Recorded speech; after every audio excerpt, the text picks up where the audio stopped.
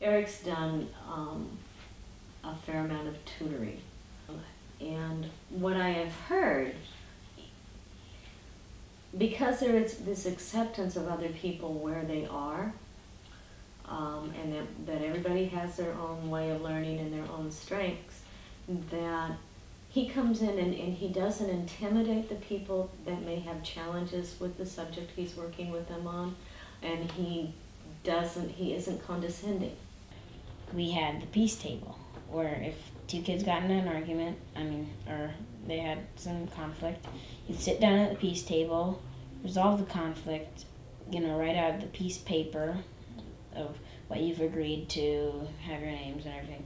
It was, but we did have a lot of great ideas, and, with many different ideas, you're going to have a little conflict, so we all resolved it at the peace table. Montessori teaches self-reliance. It teaches the kids to work it out themselves, learn how to develop relationships and friendships, and keep the boundaries in the right place.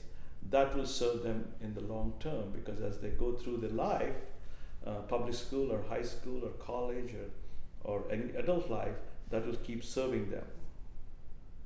I got really interested in education over the last year, and I knew I wanted to do something with education this summer. I thought about working at the Department of Education in DC, and that just sounded boring.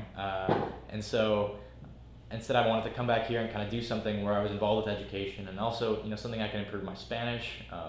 I'm setting up a program this summer.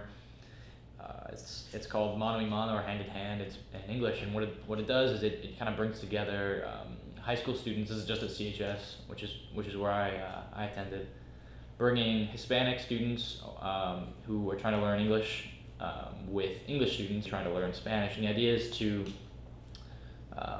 create a comfortable environment where you're joined as buddies, and you just spend time once a week, maybe say for an hour and a half, and for that hour and a half, you're going to spend 45 minutes talking Spanish and 45 minutes talking English. Notice with kids from Montessori is, even if they've chosen a very left brain path, mm-hmm.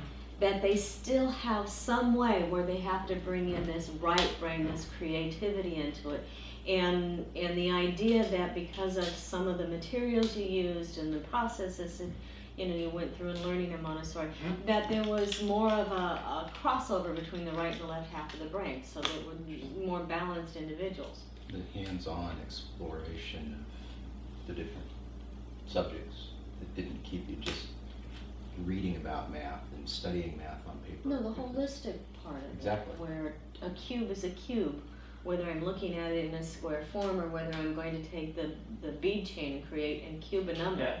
And create a cube. Doing things that you care about, very well, and figuring out what it is that you care about, I guess, and then just going after it.